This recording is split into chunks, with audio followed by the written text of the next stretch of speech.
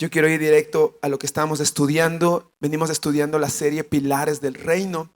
Y uno de los pilares más fuertes que puede existir en el reino de Dios es la fe. La Biblia dice que sin fe es imposible agradar a Dios, porque es necesario que el que se acerque a Él le crea. Tú no puedes acercarte a Dios si no le crees. Tú no puedes adorar a Dios si no le crees. Si no hay fe en ti, cuando tú adores vas a decir: ay, que estoy loco, ¿qué estoy haciendo? Porque no hay fe. Pero cuando hay fe, tú puedes levantar tus manos y cantar y adorar a Dios, porque sabes que en medio de tu adoración Dios se está moviendo. Porque sabes que en medio de tu cántico el Señor está escuchando y Él va a operar un milagro. Colosenses capítulo 2 del versículo 6 y 7 dice: por lo tanto, de la manera que recibieron a Cristo Jesús como Señor, ahora deben seguir sus pasos. Arraíguense profundamente en Él y edifiquen toda la vida sobre Él. Entonces la fe de ustedes se fortalecerá en la verdad que se les enseñó y rebosarán de gratitud. Gracias. ¿Qué dice? Mire, lo primero que yo veo en este texto es que dice que hay una diferencia entre recibir a Cristo y andar en Cristo. Por eso el Señor está diciendo aquí en este texto: de la manera que ustedes recibieron a Jesús. ¿Cuántos han recibido a Jesús? De la misma manera que recibieron, ahora caminen en Jesús, anden en Él. ¿Por qué nos dice el apóstol Pablo esto? Porque hay muchos que reciben a Jesús, pero no caminan en Jesús. Hay muchos que han abierto su corazón a Jesús, pero no caminan en la fe del Hijo de Dios. No caminan en Él. ¿Caminan en qué? En su lógica. Caminan en sus criterios, en sus pensamientos, en sus filosofías. Y lo que está diciendo es: hagan esa diferencia. La pregunta esta mañana es: ¿tú recibiste a Cristo y caminas en Cristo, o solo recibiste a Cristo? ¿Estás caminando en Él? ¿Estás creyendo en Él? ¿Estás haciendo lo que a Él agrada? ¿O estás viviendo en base a tus propios criterios y razonamientos? Una cosa es caminar, una cosa es recibir a Jesús, y otra cosa es caminar con Jesús. La palabra nos enseña, el apóstol Pablo dice: he corrido esta carrera. Y habla de la vida cristiana como una carrera de fe. Pero es una carrera, no es, dice la palabra, no es una carrera de alta velocidad. No es carrera, como dice, carrera de caballos, parada de burros. No, esto es una carrera, esto es como una maratón, es una carrera de resistencia. Y por eso el apóstol Pablo dice: he corrido la carrera. En el camino me despojé de los pesos que me estorbaban para esta carrera, y he llegado a la meta. El apóstol está declarando esto poco antes de su muerte. Y dice: he llegado a la meta, he guardado la fe, y por lo tanto me espera la vida eterna. ¿Sabes cuándo termina esta carrera? El día en que nos presentemos delante del Señor para rendir cuentas. Y mientras tanto, pastor, ¿qué hago? Tienes que seguir corriendo. Es que ya no avanzo. Es que ya no tengo fuerzas. Es que el pecado me tiene acechado, pastor. Pues te digo hoy: ten fe en el Hijo de Dios, que rompe cadenas y que te va a llevar hasta el día en el que te presentes delante de su presencia, solo si lo crees. Guarda tu fe. Guarda la fe. Guarda la fe. Arráigate. Y luego dice: mira, arraíguense profundamente en Él y edifiquen toda la vida sobre Él. Toda tu vida tiene que estar edificada sobre Él. Los sentimientos, pastor, también sobre Él. Mi relación matrimonial, sobre Él. Mi empresa, sobre Él. Mis criterios, sobre Él. mi razonamiento sobre Él. Todo debe estar edificado sobre toda nuestra vida, sobre Él. ¿Qué pasa cuando edificamos nuestra vida sobre Él? Dice, entonces la fe de ustedes se fortalecerá en la verdad que se les enseñó y rebosarán de gratitud. Cuando tú afirmas tu vida en Él, entonces sabes, Romanos 8, que todo lo que ocurre a tu alrededor tiene un propósito, tiene un plan. ¿Por qué? Porque Dios nos permite vivir por situaciones conforme al llamado que Él nos ha hecho. Proverbios 29:18 dice, cuando la gente no acepta la dirección divina, se desenfrena, pero el que obedece la ley es alegre. ¿Sabe lo que está diciendo acá? Es que la fe está directamente relacionada con la visión de tu vida. Si tú crees lo que Dios quiere hacer contigo, entonces vas a estar enfocado hasta llegar a donde tú anhelas llegar. ¿Cómo quieres que sea tu vida? ¿Cómo proyectas tu vida? ¿Dónde quieres estar de aquí a 10 años? ¿Cómo quieres verte de aquí a 10 años, a 15 años, a 20 años? Matrimonios, ¿cómo quieren verse de aquí a 20 años? Hecho pasas. Sí, vas a estar hecho pasa. Pasita así, arrugado. Pero ¿saben una cosa? Pero juntos.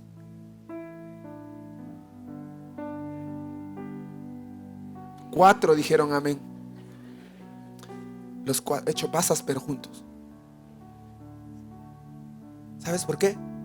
Porque estoy enraizado, estoy anclado en lo que Dios ha establecido para mí. ¿Amén? Y para eso necesito tener fe. Por eso dice la Biblia que cuando la gente no tiene visión divina, no tiene dirección divina, se desenfrena. Cuando no sabes hasta dónde quieres llegar, a dónde quieres ir, sabes que en el camino vas a ir haciendo millones de tonterías. Cuando no tienes claro que tu hogar se estableció para siempre y para cumplir un propósito, entonces en el camino vas a ir haciendo tonterías. Pero cuando hay una visión clara, un enfoque claro en tu vida, ¿dónde yo quiero llegar? Lo único que haces es lo que el apóstol Pablo dijo: puesto mis ojos en la fe en Cristo Jesús. Hacia allá me dirijo, hacia allá voy. No voy a aceptar nada menos que lo que Dios quiere conmigo. ¿Cuántos dicen amén? No voy a aceptar nada menos que lo que Dios quiere conmigo. Jóvenes, no desperdicies tu vida. Te lo pido por favor. No desperdicies tu vida. Tu vida es súper valiosa. Tu vida es especial para Dios. No la desperdicies. Ten una fe radical. Es duro caminar contra cultura, yo lo sé. Pero si estás arraigado en Cristo, nada te va a tumbar. Un árbol es tan fuerte cuán fuertes son sus raíces. Entonces, ¿qué tengo que hacer, pastor? Arraigarte más en Cristo. Si sientes que a ratos todavía tambaleas, ¿sabes qué te falta? Me necesito arraigar más en Jesús. No hay otro camino.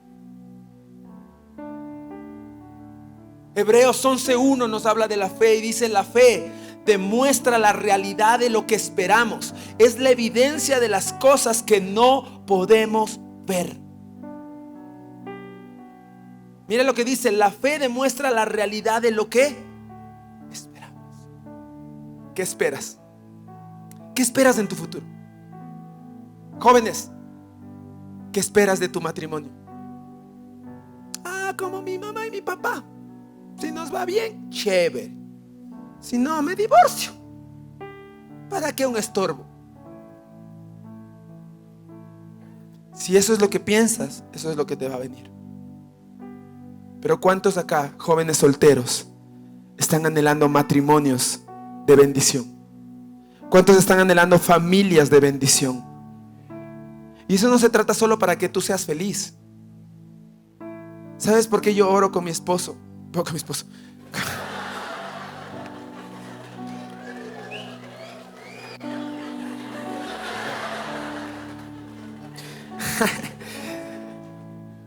Para prueba un botón.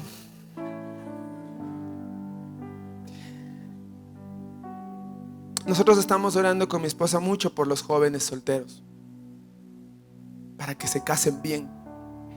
Y no solo para que seas feliz. De hecho, si te casas bien vas a ser feliz. ¿Sabes por qué oramos? Porque creemos que tu matrimonio, tu futuro matrimonio, Dios lo necesita para sanar la cultura de esta sociedad. Tu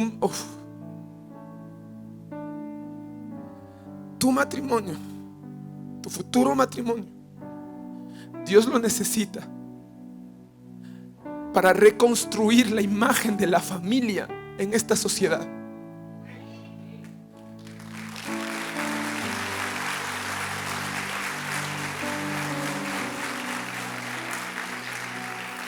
Hoy la gente, los jóvenes ya no creen en el matrimonio, pero ustedes y nosotros vamos a hacer contracultura. Vamos a manifestar el reino de Dios aquí en nuestros hogares. Necesitamos creer lo que Dios está haciendo. Pero para eso tú necesitas tener fe y obedecer. Existe algo que se llama la fe que obedece. Porque tú puedes decir, yo creo. La pregunta es, ¿vas a obedecer lo que Dios te dice? ¿Vas a obedecer lo que Dios te llama a hacer? Hay muchos que ahora Dios está probando tu fe, diciéndote, hey, yo te estoy pidiendo esos amigos, yo te estoy pidiendo esa relación, yo te estoy pidiendo que cortes ese mal hábito. Y Dios está probando tu fe. Entonces, sí, Señor, yo te creo, yo te creo. La pregunta es, ¿vas a obedecer? ¿O vas a ser simplemente alguien que cree pero no obedece?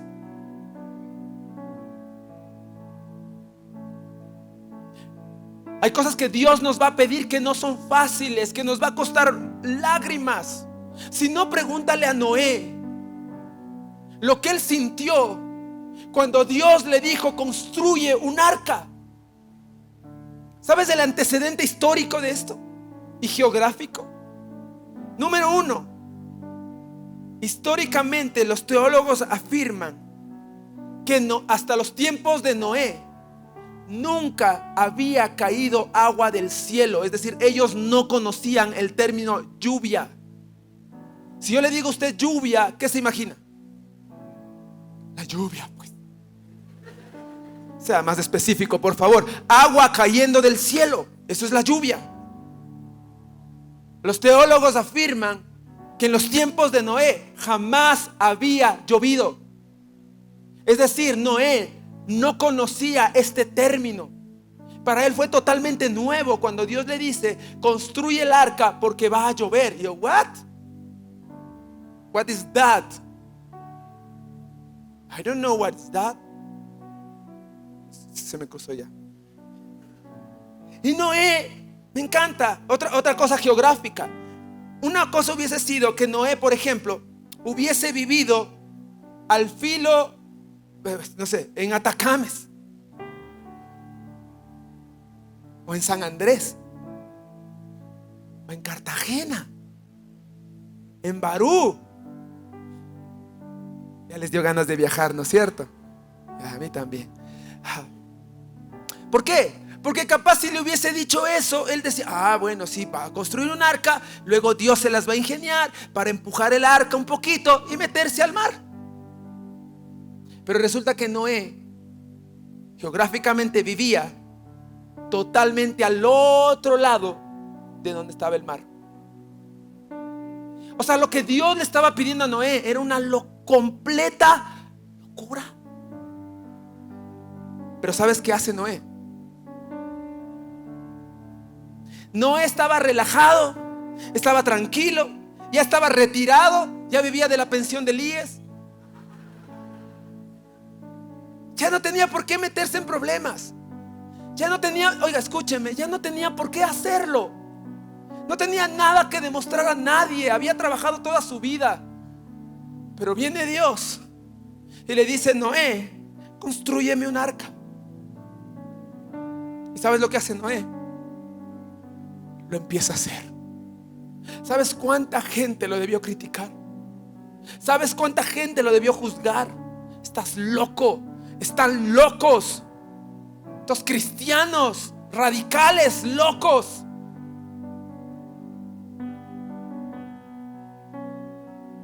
Pero por la fe, diga conmigo, por la fe, Noé construyó una barca. Y mire lo que dice en Hebreos 11:7: y por su fe Noé condenó al resto del mundo y recibió la justicia que viene por la fe. Todos los que lo llamaban locos fueron exterminados. Y el único que decidió creerle a Dios fue salvado. ¿Cuántos quieren ser salvos? Entonces aprende a creerle al Señor. Amén.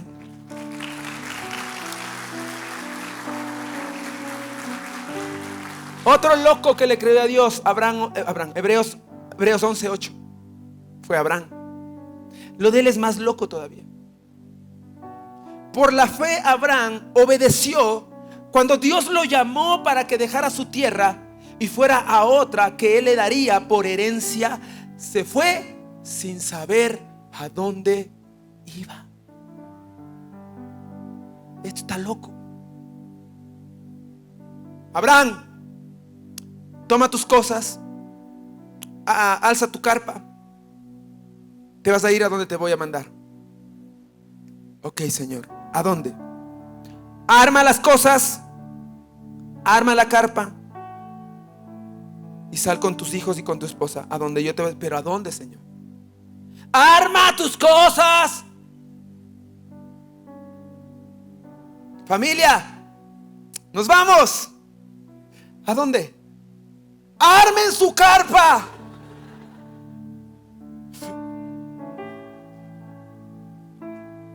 Dios ha dicho que nos movamos. ¿Usted no cree que sus hijos le dijeron: pero papá, aquí tengo a mis amigos, mis amigues, aquí tengo, ¿qué vas a hacer? Dios dice que nos movamos. Y si Dios dice que nos movamos, nos movemos. Ay, pero estás incomodándonos. Si Dios dice que nos movemos, nos movemos. Si Dios dice que rompa con eso, rompemos. Si Dios dice que me aleje de eso, me alejo de eso. Si Dios dice que esa persona no es para mí, pues no es para mí. Si Dios dice que haga las cosas bien hechas, que no fornique, que no adultere, pues lo hacemos de esa manera. ¿Por qué? Porque creo en Él. Y creo que Él tiene las mejores cosas para mí y para ti. ¿Cuántos lo creen acá? Dices amén. Amén. ¿Sabes lo que pasa cuando aprendes a creerle al Señor y a obedecerle? Filipenses 4:7. Experimentarán la paz de Dios que supera todo lo que podemos entender. ¿Sabes cómo es esto? Esto es fe. Esto es fe. La paz de Dios cuidará su corazón y su mente mientras vivan en Cristo. Miren lo que dice: experimentarán la paz de Dios que supera todo lo que podemos entender. Ahí está hablando de ¿qué? De la fe y de la lógica. La lógica te trae tristeza. La lógica te aflige. La lógica te angustia. Y lo que está diciendo, cuando empiezas a caminar en la fe, entonces vas a experimentar ¿qué cosa? Un gozo que no viene, una paz que no viene de este mundo, porque es una paz que solo te la puede dar la presencia de Dios y la fe. No te lo puede dar este mundo. Cuando está diciendo, cuando tú sales del plano de la lógica, de lo humano, de lo no sé, de lo normal, y empiezas a caminar en lo sobrenatural, te invade una paz. Porque empiezas a entender que lo que no está bajo tu control está bajo su control. Escúchame, iglesia, No siempre podrás tener el control de todas las cosas. No seas tóxico. No, papá, no podrás tener el control de todo lo que hacen tus hijos. No podrás. ¿Sí o no, papás? Los que son papás y ya sabemos cómo funciona esto, saben que nos pueden dar en la cabeza facilito. O no, levanten los papás. No, oh, mío, no, jamás.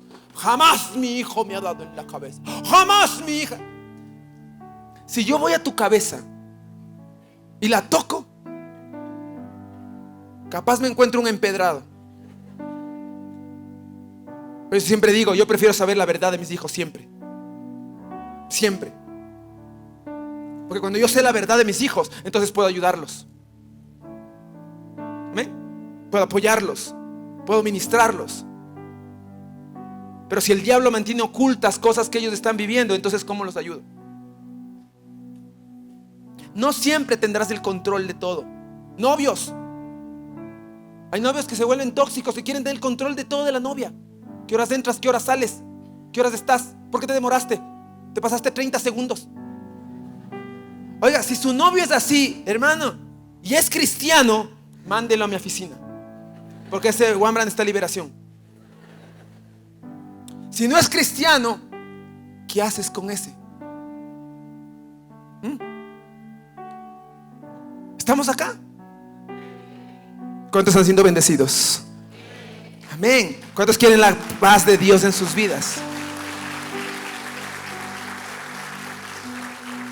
La fe, escúcheme esto, la fe y la duda, acá, medios de atención dispersa me salieron. La fe y la duda no pueden coexistir. No pueden. Van a intentar, la duda va a intentar siempre meterse en tu cabeza. La lógica, los temores, los miedos siempre van a intentar gobernar en tu cabeza. Pero la fe no puede coexistir con el temor ni con la duda. Uno de los dos va a tener que ganar. Te pregunto, ¿a quién vas a dejar que gobierne tu mente? ¿A la fe o al temor? Mateo 14 nos muestra en acción esta lucha y esta batalla en la vida de Pedro. Es muy largo, Mateo 14 del 22 al 33. Usted lo va a leer en casa, no todo puedo darle. Lea también. ¿Cuál? Ahí está. ¿No está? Allá. Entonces nos relata la historia donde Jesús estaba con los discípulos predicando y en un momento dado les dice a los discípulos: crucen al otro lado del río, nos vemos allá. No es la escena donde Jesús está en la barca y viene la tormenta. No, es otra escena, es otra historia. Jesús está acabando de predicar y les dice a los discípulos: tomen la barca, crucen el río y nos vemos luego en el otro lado. Está hablando de desafíos. Dios les da un desafío a los discípulos y vayan al otro lado. ¿Creen en mí? Sí, ok. ¿Yo les estoy mandando a hacerlo? Sí, listo, háganlo. Los discípulos obedientes, una fe que obedece, se suben a la barca, van en la barca, pero en medio del camino viene una tormenta, vienen dificultades. ¿Por qué? Porque la duda y el temor siempre va a querer apagar tu fe. Ellos escucharon la palabra de Jesús: vayan al otro lado, conquisten al otro lado. Lo creyeron, lo tomaron en su corazón, obedecieron, pero en el camino se enfrentaron ¿qué? A las pruebas. Y ahora mire lo que ocurre. Mientras los discípulos se encontraban en problemas lejos de tierra firme, ya que había levantado un fuerte viento y luchaban contra grandes olas, a eso de las 3 de la madrugada Jesús se acercó a ellos caminando sobre el agua. ¡Oh! ¿Cómo quisiera yo hubiera visto esto? Mire, iglesia, yo le voy a recomendar: usted vea una serie en Netflix. Deje de ver esas series ya, ¿no? Y vea, hay una serie que está ahorita en Netflix, es muy buena, se llama The Chosen en inglés, o Los Elegidos en español. Mires esa serie, está espectacular, está muy buena. Y hay justamente uno de los capítulos donde habla de Jesús, porque es la historia de Jesús, pero es plasmado de una forma muy linda. Y hay la escena esta donde se ve, ¿no? Que dice que Jesús empieza a caminar sobre las aguas. Y dice, miren, imagínense a las 3 de la mañana, en medio del mar, Jesús se acercó a ellos caminando sobre el agua. Cuando los discípulos lo vieron caminar sobre el agua, quedaron aterrados. Así es el miedo. El miedo te aterra. Ay, no, y ahora este desafío, no lo voy a lograr. ¿Cómo lo hacemos? Las cosas, las cuentas, mis hijos, no. Te aterras. Llenos de miedo, clamaron: es un fantasma. Pero Jesús les habló de inmediato: no tengan miedo, tengan ánimo. Yo estoy aquí. Eso es lo que Dios habla hoy a tu espíritu. No tengas miedo. Yo estoy aquí. No estás solo. Entonces Pedro lo llamó: Señor, si realmente eres tú, ordéname que vaya hacia ti caminando sobre el agua. Sí, ven, dijo Jesús. Entonces Pedro se bajó por el costado de la barca y caminó sobre el agua hacia Jesús. Pero cuando vio el fuerte viento y las olas, se aterrorizó y comenzó a hundirse. Sálvame, Señor, gritó. De inmediato Jesús extendió la mano y lo agarró. Tienes tan poca fe, le dijo Jesús, ¿por qué dudaste de mí? Esa es la batalla entre la fe, el temor, la fe y la lógica. Pedro escucha la voz de Jesús: ven a mí, ven. Esa voz entra en su corazón, le afirma en su fe y dice: sí, si Jesús me lo dice, yo voy para adelante. Y empieza a salir en un proyecto. ¿Cuál es el proyecto que Dios te está diciendo? Dale, sal, camina, avanza y da otro paso. Y da otro paso. Pero el miedo, el temor lo empieza a gobernar. ¿Y qué ocurre? Empieza a hundirse. Empieza ¿a qué? A bajar las fuerzas. Siempre que dejas de escuchar la voz de Dios, entonces vendrá el temor a gobernar tu vida. Pedro escucha la voz, concibe la palabra, la cree y actúa en base ¿a qué? A esa palabra. Jesús le dijo: ven a mí.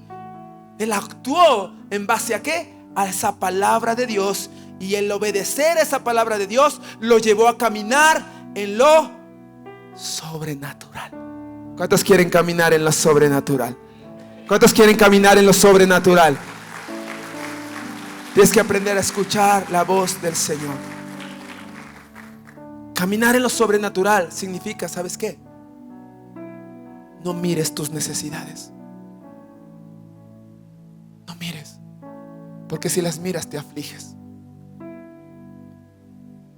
Mira las verdades de Dios. Mira las verdades, mira lo que Dios dice que va a pasar, que ocurrirá. Yo no hago acuerdos, escúcheme, yo no hago acuerdos con mis necesidades. Yo hago acuerdos con las verdades de Dios. No hagas acuerdo con tus situaciones ni tus necesidades. Haz acuerdo con las verdades de Dios y lo que dice su palabra. Termino con esto. 3 cosas importantes de la fe. Número 1, la fe se alimenta de lo imposible. Voy a repetir esto. La fe se alimenta de lo imposible. ¿Qué parece imposible? Eso que parece imposible es una oportunidad para que tú veas la gloria de Dios. Número 2, la fe percibe como real algo que no se ha revelado a los sentidos. La fe percibe como algo real algo que todavía no se ha revelado a tus sentidos. Es decir, aunque tus ojos no puedan ver lo que tú aspiras y anhelas ver, la fe hace que tú lo puedas creer. La fe hace que tú puedas ver cómo Dios está en control de todo. Y número 3, Dios te ha dado una medida de fe. ¿Por qué esto es importante saber? Porque cuando tú estás claro en cuál es tu medida de fe, tú sabes que te falta fe. Y si te falta fe, tú tienes que pedirle a Dios. La Biblia dice: si alguno tiene falta de fe, pídasela a Dios, porque Él tiene en abundancia. Es decir, la fe no estamos hablando de positivismo. No estás hablando de, no, sí, vamos a hacerlo, vamos a lograrlo. No, estamos hablando de que tu espíritu concibe al Dios poderoso, capaz de operar milagros, sea cual sea tu situación. No importa, para Dios no hay imposibles.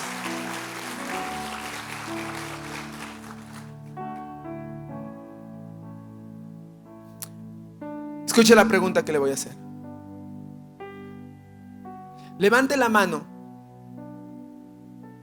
las personas que en toda la historia de su vida nunca han visto nada de parte de Dios. O sea, nunca han visto un milagro, nunca han visto una provisión sobrenatural, nunca han visto algo que han dicho, no, esto tenía que ser Dios, no sé de dónde apareció esto, pero fue un milagro. ¿Sí? Alguien que usted me diga, yo nunca he visto eso. Levante la mano si alguien acá y diga, no, yo nunca he visto. No hay. Ahora levanten la mano los que en algún momento de su vida vieron un milagro de Dios. Oh, ok. ¿Por qué hago esta pregunta? Porque entonces, ¿por qué dudas? Si el mismo Dios que hace años atrás hizo un milagro en tu vida, el mismo Dios puede hacer un milagro hoy. Porque el mismo Dios que te sanó un día puede sanarte hoy. Yo cantaba hace un rato con mi hija y es un milagro poder ministrar la presencia de Dios con mis hijos. Para los que no saben, la que estaba cantando acá a mi izquierda es mi hija, guapísima igual al papá. Y el que estaba atrás en la guitarra acústica es mi hijo. Y yo les digo algo. Yo cantaba con mi hija hoy en la mañana mientras practicábamos y todo. Yo le decía a mi hija, mi amor, esta parte de cantando, de danzando, la canción Danzando, la parte que ella canta habla de que por sus llagas hemos sido curados, hemos sido sanados, y en Él hemos vencido a la muerte. Y yo le decía a mi hija, tú tienes que cantar eso con toda tu alma, porque tú eres la manifestación viva de esa declaración. Porque los doctores dijeron que tú no ibas a vivir. Porque esos días que pasaste, semanas que pasaste en terapia intensiva, la lógica, el temor invadía mi mente y mi corazón cuando escuchaba a los doctores decir, ella no va a nacer. Hubo un doctor que, por eso doctores, si hay doctores acá, no sean crueles. Hubo un doctor que a mí me dijo, entra hoy y sí sería bueno que te despidas, porque capaz que de esta noche no pasa. Y yo esa noche entré y mi hija estaba llena de cables. Y yo puse mis manos y cayeron mis lágrimas. Y yo le decía, Señor, si es tu voluntad, yo no voy a pelear contigo, yo nunca voy a dejar de servirte. Pero creo en el poder que tú tienes y que puedes hacer un milagro. Y si es tu voluntad, saca mi vida, a mi hija de la muerte. Y hoy ustedes la ven cantando para el Señor acá. Ese mismo Dios que rescató a mi hija de la muerte puede sanar tu enfermedad. Ese mismo Dios que un día tú no tenías para comer y Dios proveyó para tu casa, es el mismo el mismo Dios que hoy puede seguir obrando milagros. Vamos a cumplir 14 años con esta iglesia. Y en estos 14 años yo he visto almas ser liberadas, familias restauradas, gente que estaba atada y endemoniada siendo liberada por el poder de Dios. Muchos de esos son ustedes. Yo he visto en ustedes, yo les vi a ustedes cuando llegaron endemoniados. Y yo vi cómo Dios sacaba los demonios de ustedes. ¿Hay alguien acá que dice amén? Yo estaba endemoniado. Gracias por tu... ¿O sigues todavía? Vente para acá. Yo vi familias que llegaron a nuestra oficina, a la iglesia, ya listos para firmar un divorcio. Y hoy están sirviendo a Dios.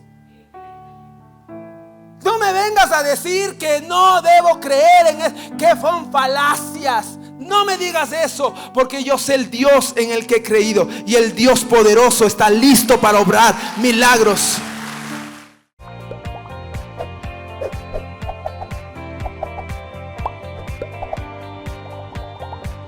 La iglesia, más que un lugar, es mi hogar.